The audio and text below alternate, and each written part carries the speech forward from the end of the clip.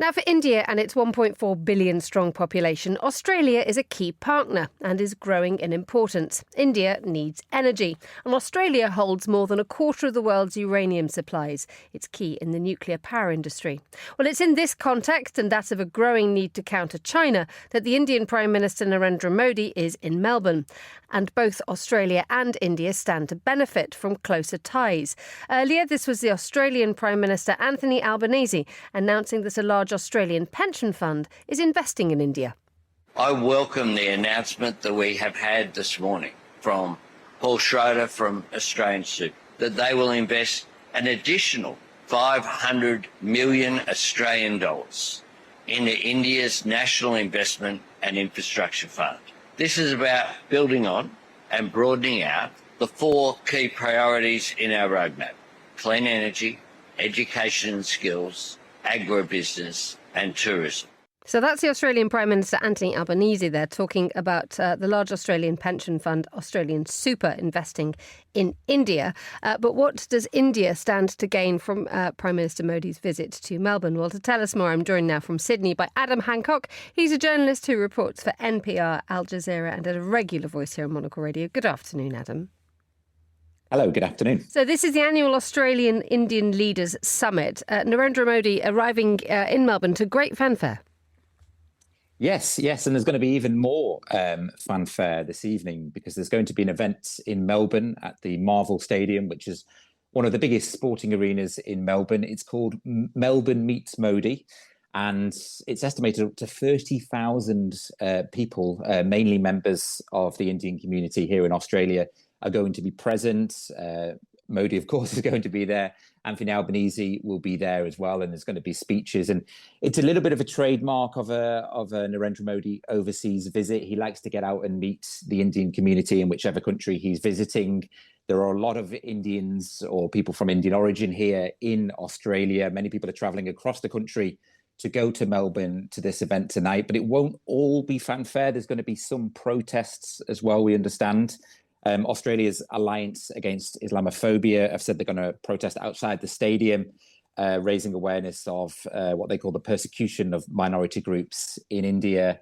And that there's also going to be a group protesting against Indian migration to Australia as well. But we do think that's going to be a huge event tonight, maybe a record, because last time it came to Sydney, there were around 20,000 there, but we think there might be more than that in Melbourne tonight. And at the meeting, the Australia-Indian Leaders Summit, I mean, what's on the agenda? I've mentioned energy and I've mentioned China. So let's deal with energy first. India needs Australia's uranium.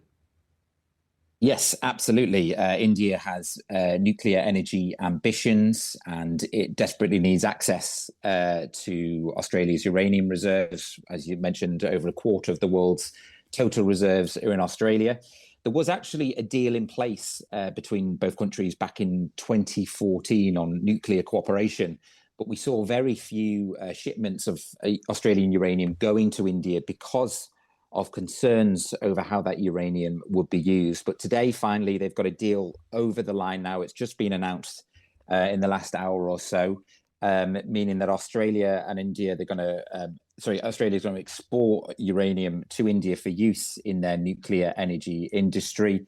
And they're also going to deepen cooperation in renewables and critical minerals as well. So one such critical mineral is lithium, which India wants to get its hands on because they want to become a leader in the electric vehicle market, and lithium is crucial in that industry. So for India, it's all about securing these deals and getting access to these critical minerals, whereas for Australia, well, for both sides really, it's also about defence as well. They're both very concerned about China's ambitions in this part of the world. We saw earlier this week a missile test by China, which caused a lot of alarm here in Australia. And I think these are two countries that together view this as an opportunity to work together to deepen security ties and try and counter some of the threat of China in this part of the world, which here in Australia, at least, they believe is very real. Indeed. I mean, what is the long-term strategy here between Australia and India?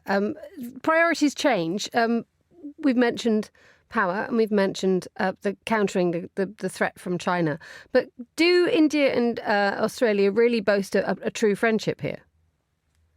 I think right now it certainly feels that way. I mean, this is the third visit by Narendra Modi to Australia. Both leaders have spoken very warmly about each of his countries.